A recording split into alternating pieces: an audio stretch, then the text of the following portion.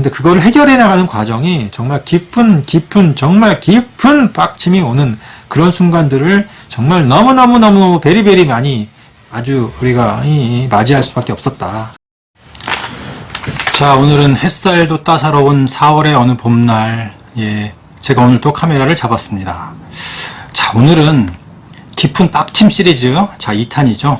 전원주택 분양받을 때 주의할 점, 꼭 알아야 될 점에 대해서 두 번째 시간을 말씀드릴 텐데, 첫 번째 시간에는 그 전에 장단점을 이야기했고, 돌려가지고 한번 제 영상 찾아보시면 될 것 같고, 두 번째로 제가 말씀드렸던 게 이제 분양받을 때, 이 단독주택 분양받을 때 정말 주의할 점, 입주 지연에 관한 사항들, 그건 다분히 이제 법적인 사항들이 내포되어 있는 내용들을 좀 말씀을 드렸어요. 제 경험을. 자, 오늘은 두 번째 시간으로 분양받을 때, 전원주택, 단독주택 분양받을 때 주의할 점, 두 번째 시간. 이 따사로운 이 아름다운 봄날에 또 과거의 일들을 한번 생각하면서 제가 정리를 한번 해봤는데, 정리를 하면서 정말 다시 한번 깊은 이 빡침이 올라오는 그런 순간이었죠. 사람 또 망각의 동물이라고 할까요? 또 지나간, 정말 그때는 너무나 많은 일들이 있었는데, 좀 지금도 가끔 보면서 좀 불만족스러운 거 있을 때는 그때 생각이 나는데, 그래도 어떡합니까? 이제 시간이 이제 해결해 주는 거니까. 정말 그 내용들을 정리하다 보니까 정말 깊은 빡침이 다시 한번 일어났습니다. 자, 제가 한번 말씀을 드려볼게요. 여러분, 이거는 정말 꼭 저희도 상상을 못했어요. 이렇게 집을 지을 줄이야 상상을 못했고, 이렇게 우리 생각하고 다르게 일반적인 상식을 뛰어넘는 그런 수준의 그런 일들이 일어나고 있다. 그래서 사실 우리나라 선분양 후시공이라는 이런 게 아파트도 마찬가지지만 정말 문제가 많은 것 같아요. 사실 이건 말도 안 되는 얘기인 것 같아요. 어떻게 지어지도 않은 걸 가지고 계약서라든지 분양 모델하우스라든지 분양 대행사의 사기꾼 같은 그런 설명만 듣고 어떻게 이거를 몇 억씩 되는 거를 매매를 한다는 게 되게 미친 짓이고요. 나중에 문제가 돼도 이 계약서 가지고 이제 이야기를 하는데, 우리는 철저하게 의리돼요. 그래서 저도 지금 소송을 하고 있지만, 이 중간에 또 여러 가지 하자 이런 거 관련해서도 계속 이제 분쟁을 벌이고 이제 요청을 하고 했지만, 정말 저희는 철저하게 의리되기 때문에 이건 사실 분양은 절대 저는 추천을 안 하고요. 만약에 분양을 받는다고 하면, 아까 제가 첫 번째 시간에 말씀드렸지만 그 부분을 잘 체크하시고, 두 번째로는 오늘 말씀드릴 이 건물, 실제 분양받을 이 단독주택에 대한 건물에 대한 부분에 대해서 오늘 꼭 말씀을 드리려고 해요. 이 부분을 분양받기 전에 반드시 확인을 하셔야 된다. 꼭 분양을 받으시려면. 자, 뭐냐면, 자, 두 가지로 나눌게요. 크게 나눠보면, 이 단독주택의 외부와 내부가 있어요. 이게 무슨 얘기를 하려고 그러냐면, 내부와 외부, 즉 단독주택 건물을 분양받기 전에 분양 대행사가 설명하고 모델하우스를 보여준 거하고 실제로 그렇게 지어지느냐의 문제는 완전히 다른 문제예요. 그때 보여준 그 분양 모델하우스의 그 내용과 그 내용을 토대로 분양 대행사 애들이 분양을 하기 위해서, 소위 말하는 집을 팔아먹기 위해서 했던 그 감언이설과 그 썰들은 거의 다른 얘기가 될 확률이 높아요. 정말 일치하는 게 많이 없다고 보시면 돼요. 제 생각엔 그래요. 그러니까 어떤 집이라는 형체, 그 분양을 해서 우리가 비싸게 산다라는 그 형체만 그 형식적인 내용은 계약서와 일치한다고 보지만, 그 외적인 것들은, 그 내부를 구성하는 디테일한 것들은 거의 맞지 않는다고 보시면 돼요. 그 한마디로 저는 이 분양이라는 거는, 특히 단독주택은 사기인 것 같아요. 그래서 제가 말씀을 드려볼게요. 자, 외부하고 내부로 나눈다고 그랬잖아요. 자, 외부를 크게 보면 외장하고 조경, 주차장 이렇게 나눠볼 수가 있을 것 같아요.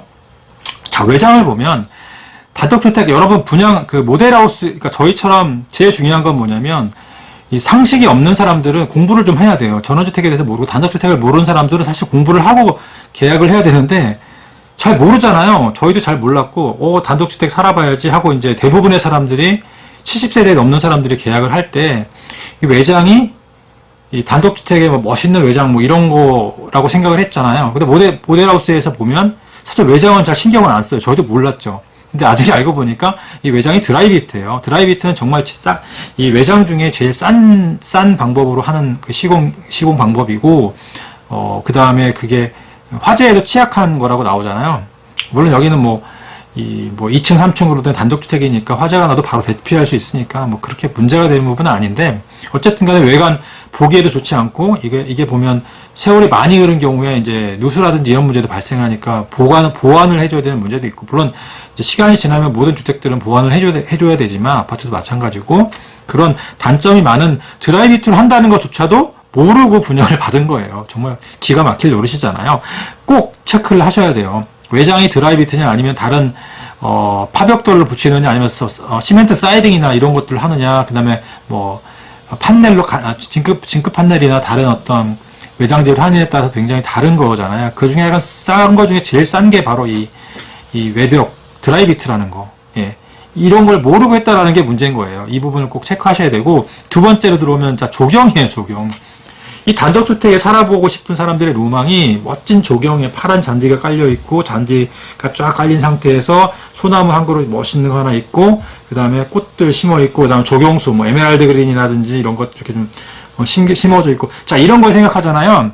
근데 사실, 이 팜플렛에 보면 분양할 때, 그런 깔끔하게 형태로 나와요. 근데, 여러분들 꼭 아셔야 될 게, 그거하고 전혀 다르게 조경을 해놔요. 정말 싸구려 중에 제일 싸구려. 즉, 조경 비용이 그때 뭐 200만 원이라고 그랬는데, 예산이. 저희하고 조경 때문에 분쟁이 많았는데, 200만 원 갖고 이 조경을 흙 파고, 그거 깔고, 잔디 깔고, 나무 심고, 이건. 그래서 저희 들어왔을 때 조경들, 소나무 같은 경우에도 정말 그 시중에서 파는 몇만 원짜리 소나무 몇 개 심어 놓고 완전히 장난 아니었어요. 장난이었지. 이 단독주택의 로망을 완전히 이런 조경이었고, 그 수목들, 꽃, 이런 그 나무들, 싹 뽑아버렸어요. 그래서 몇 개만 남겨놓고 싹 뽑고 그냥 뭐 좀 일부 사다 심고 좀 이렇게 했는데, 물론 나무들이 되게 비싸요. 몇십만 원에서 뭐 몇백만 원도 하기 때문에, 뭐 소나무 비싼 거는 뭐 돈 천만 원 이상 하잖아요. 괜찮은 것들은. 그러니까 이제 말씀드리고 싶은 거는, 이게 조경이라는 게 여러분이 다시 하시려고 하면, 정말 디자인도 다시 하시고 정말 예쁘게 하려면 제가 볼 때는 뭐 수천만 원도 들어가는 그런 거거든요. 그러니까 그게 가격의 차이를 낳는 거예요. 정말 그 조경이 잘 되어 있느냐 안 되어 있느냐가 그 조경이 얼마나 이제 투입이 됐느냐라는 그 비용 차이를 대변하는 거기 때문에, 정말 싸게 분양한다고 생각을 했는데 보니까 조경이 정말 허접이었어요. 정말 말도 안 되는 조경을 해놨기 때문에 그 조경이라고 할 수가 없어서, 저 같은 경우에는 전부 다 뒤집어 엎고 다시 뭐 다 갖다 버렸어요. 버리고 많이 그랬어요, 저희. 그래서 자기 원하는 조경을 하고, 뭐 저희야 돈이 많이 들어서 많이는 못했고 그냥 제가 그냥 일일이 손으로 뭐 이렇게 여러 번 했지만, 그 다음에 또 하나 이제 뭐 잔디 같은 경우에도 밑에 흙바닥이 아니라 돌바닥 위에 그냥, 심지어는 쓰레기가 묻혀 있는 상태에서 그 위에 흙 대충 엎고 자갈 막 섞인 데다가 그냥 떼잔디를 듬성듬성 해놓은 거예요. 그러면 그게 잘 자랄 수도 없어요. 보면, 그래서 나중에 제가 잔디를 요 밑에 마당, 이 조그만 마당을 한 4번 정도 혼자 파헤쳤거든요. 그래서 여러 번 시행착오를 거치면서 결국에는 떼잔디, 그 흙 다 자갈 전부 다 걷어내고, 롤잔디 갖다가 깔았어요. 그게 제일 좋아요. 롤잔디 갖다 까는 게. 전부 갈아요. 근데 문제는 어쨌든 간에 얘네들이 적용을 그렇게 허접하게 했다. 예를 하나 드린 거고요. 그 다음에 또 수경이나 이런 조경 말고도 울타리 같은 경우가 있어요. 되게 웃긴 게 뭐냐면, 여기 시행사 대표라는 양반하고 이제 이 울타리를 메쉬펜스, 녹색 메쉬펜스를 하려고 하더라고요. 기가 막혀요. 여러분들이 꼭 아셔야 될 게, 이 법적으로 옹벽을 쌓고 이제 집을 지을 때, 어떤 특정 높이 이상이 되면, 2m인가? 어느 정도 되면, 안전 펜스를 해줘야 되는 게 법적 의무예요. 근데 이게 꼭 어떤 걸 하라는 게 없는 거예요. 규정이. 그래서 얘네들은 제일 싼 게 메쉬 펜스예요. 여러분들 아시죠? 무슨 농장이나 시골이나 어떤 무슨 공공건축물 가면 산 같은데 녹색으로 된 펜스. 정말 싸구려 티 나는 거. 그거를 하는 거예요. 그래서 제가 말했죠. 야, 전원주택에 그런 거 원래부터 이제 분쟁이 많았는데 막 싸웠죠. 자기 아는 직원도 그 사람 하는 말이 뭐라는 줄 아세요? 네, 우리 직원도 전원주택 사는데 이런 거 한다. 그 사람의 수준이 그렇더라고요. 여러분들 한번 뭐 지나가다 한번 보세요. 여러분 잘 모르시는 게 울타리의 수준이 외면을 좌우하는 거예요. 퀄리티를. 울타리가 메쉬 같은 걸로 돼 있느냐, 아니면 일반 철제 좀 뭐 까만색이든 뭐 하얀색이든 이렇게 예쁜 걸로 돼 있느냐 차이가 그 외무 외견이라고 그러나 외견을 좌우하는 가장 큰 요소 중에 하나입니다. 정말 그 대표 얘기 듣고 진짜 아연 실색했고, 저희는 그 메시 패스 할 때 우리 줘라, 그거 하지 말고 거기에 내가 돈 보태가지고 내가 스스로 하겠다 그래갖고 저희는 그렇게 따로 했어요. 돈 주고. 말도 안 되는 얘기고요. 그렇다는 얘기예요. 정말 예산 아끼려고 자기들이 싸게 분양해놓고 그거에 맞추려고 정말 싸구려틱한 것만 많이 한다는 얘기, 그거 꼭 아셔야 되고요. 그 다음에 자, 옹벽. 여러분들 옹벽 같은 경우에도 전원주택에 이제 뭐 법적인 요건을 맞추던가 어떤 건축상의 편의를 위해서 옹벽을 쌌는데, 안전을 위해서든, 이 옹벽도 되게 보니까 뭐 비용이 얼마나 나간지 모르겠는데 그 옹벽 자체도 정말 옹벽 정말 싼 거 중에 정말 안 예쁜 걸로 해놨더라고요. 정말 어떤 단지, 괜찮은 단지가 보면 옹벽들을 좀 예쁜 색깔도 들어가고 좀 아름다운 디자인으로 되어 있는 게 있더라고요. 예. 참 그것도 정말 볼 때마다 약간 빡침이 느껴지는 그런 옹벽들을 해놨고요.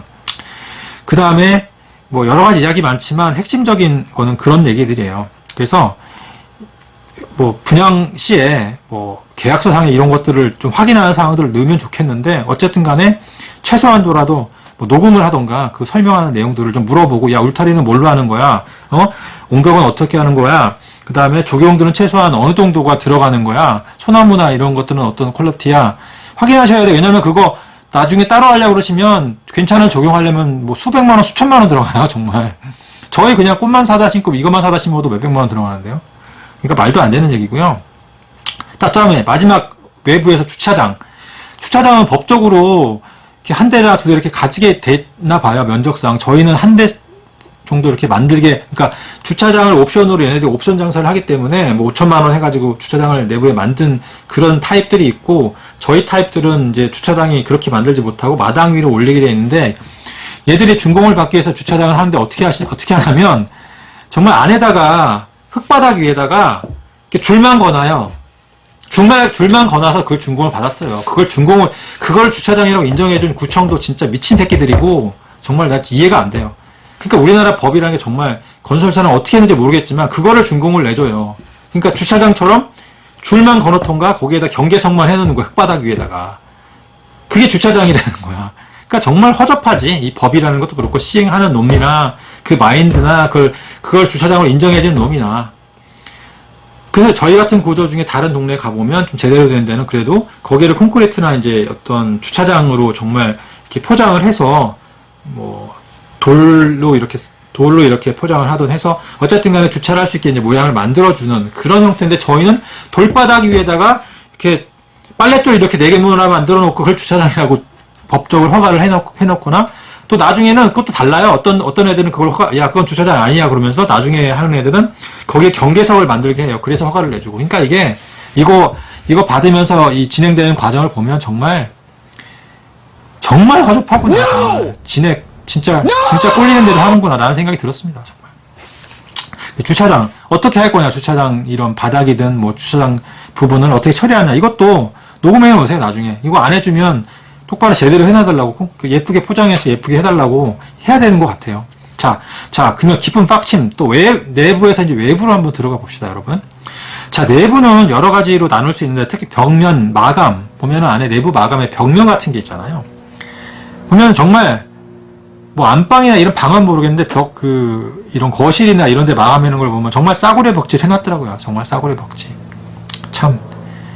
그래서 우리 전원주택 보면은 대부분 이제 목재라든지 예쁜 뭐 목재라든지 아니면 뭐 아트월이라든지 아니면 이렇게 그 파벽돌로 돼 있는 것들도 예쁜 게 내부 내장재로 많이 있잖아요.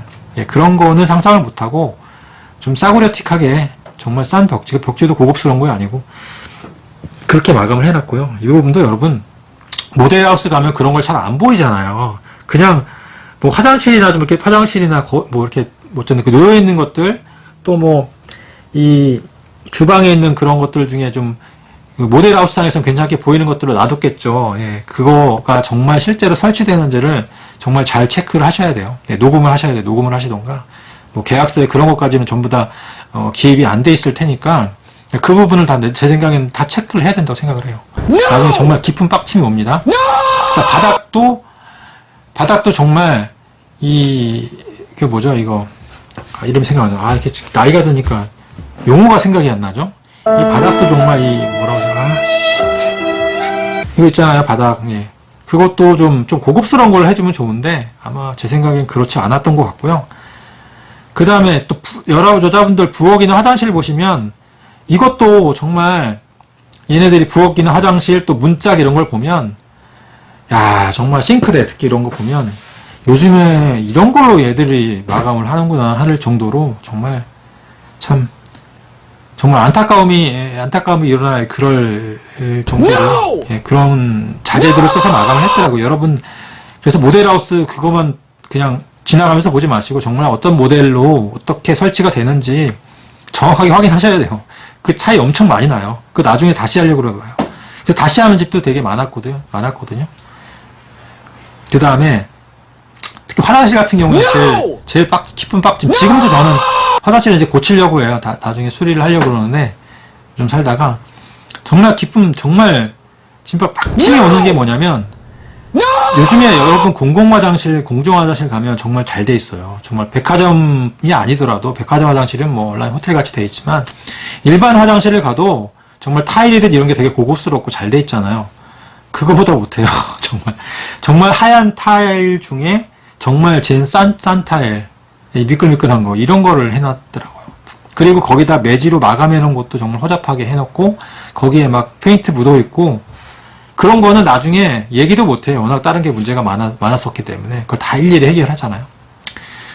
그만큼 허접했다. 예, 내부 마감들이. 여러분, 그거, 정말 이거는 뭐 법적으로 막 문제 삼고 뭐 이렇다기보다는 정말 깊은 빡침이 오기 때문에, 그런 자재들이나 이런 것들이 어떻게 마감이 될지를 정말 녹음을 하던 자세히 이렇게 계약서상의 이면으로 자기 합의를 해서 그 부분을 뭐 남겨놓던 합의를 하셔야지. 만약에 어떤 특정 모델이나 이런 거가 다르면 법적인 손해배상을 청구하겠다라고 이제 명시를 하던가 그렇게 하셔야지. 그냥 모르면 그냥 모델하우스 거 보고 대충 둘러보고 분위기 좋네 뭐 이렇게 되지 하고 나중에 막상 들어가 보면 정말 깊은 빡침입니다. 네, 정말 그 좌절감은 정말 말할 수가 없었어요. 새 집에 들어왔는데 정말 새 집 같지 않은 그런 식으로. 정말. 자, 그보다 또 내부적인 거에서 또 중요한 게 뭐냐면, 이거는 어떻게 보면 이런 어떤 디자인적이나 뭐 자재적인 이런 측면은 뭐 어차피 시간이 지나면 다독주택들 10년 막 이렇게 지나면 한번 갈아줘야 돼요. 어차피 수리해줘야 되고, 뭐 그래서 그 부분들은 충분히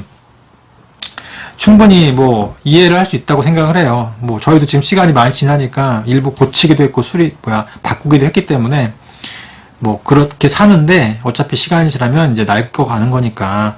근데 문제는 뭐냐면 좀 약간 더 법적인 문제가 되거나 정말 이거는 안 되는 문제들, 뭐 결로 같은 경우에 결로가 처음에 들었을 때 되게 심했거든요. 이 결로를 좀 감안해서 단열을 하던가. 단열은 잘 돼 있는 것 같긴 한데 뭔가 하여간 이 결로가 되게 심했었고요. 그래서 막 습기 같은 게 많이 차고 뭐 그런 부분이 많았어요. 근데 그 시간이 지나면 해결은 되는 것 같아요. 새 집이니까. 그런 부분들 좀 심했었고, 그 다음에 또 하나는 어떤 저희 마을 같은 경우에 이들이 지금 많이 해결이 됐는데, 이 비가 많이 왔을 시기가 있잖아요. 그러면 비가 엄청 많이 오게 되면 약간 누수 부분이 문제가 돼요.